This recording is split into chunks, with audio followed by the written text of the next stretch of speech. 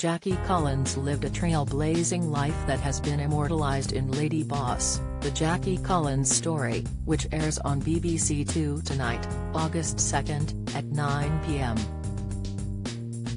Her older sister, Joan Collins, 89, may have overshadowed her success in film and TV, most notably for her role in Dynasty, Glow, and Darkness, The Royals and Benny Dorm, but it doesn't make Jackie's life any less impressive.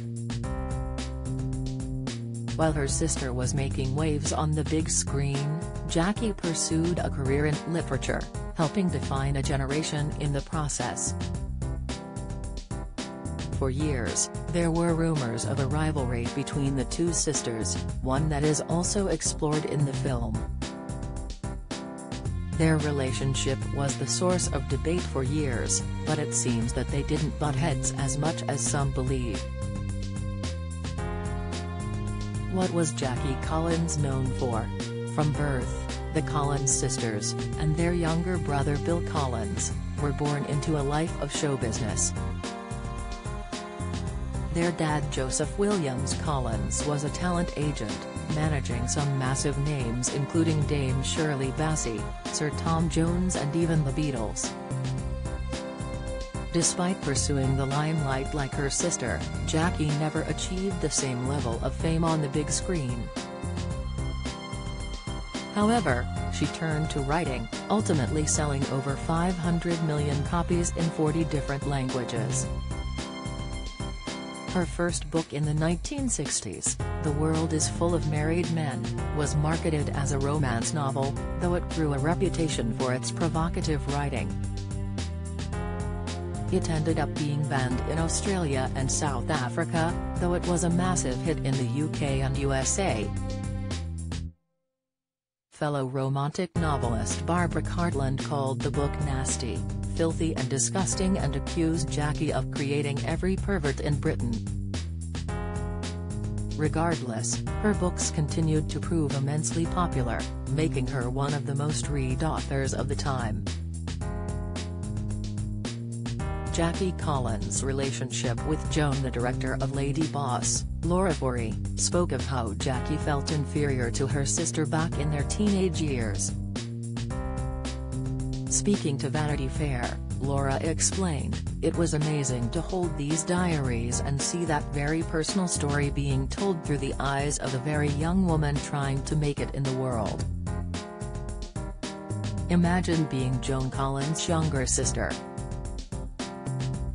You look at early photographs, and you see Jackie looking quite tomboyish and scrappy and taller than Joan, and clearly trying to find her own identity, while Joan is next to her just so breathtakingly gorgeous. And then, suddenly, you see Jackie with her little ski slope nose." In 1988, Jackie opened up about how she felt about living in Joan's shadow, admitting, "Hollywood wives gave me a high profile. Before that, in England, I was always Joan's little sister. I was lucky to have made it in America before Joan hit it in Dynasty. What I love about Joan is that she's one of the great survivors. She did things ahead of her time that have since become accepted. She always lived her life like a man. She was a free spirit.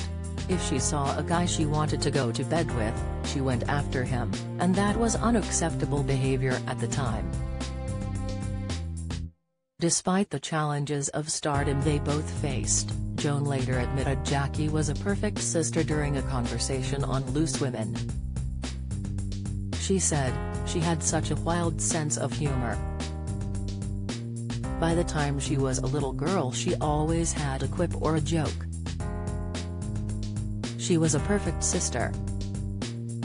I miss Jackie because, first of all, even though we were not necessarily close physically a lot of the time, she was in LA when I was in London, we would call each other all the time, and before that we'd send letters. Today, I think, oh my God, that I must tell Jackie. And of course, I can't tell Jackie." How did Jackie Collins die? Jackie died at the age of 77 in 2015 after battling breast cancer. She kept her diagnosis quiet, even taking the trip from her home in Los Angeles to appear on Loose Women in the UK just 9 days before her death. During her interview, she bragged she'd tried every sex position in her books, before meeting up with Joan for dinner later that day.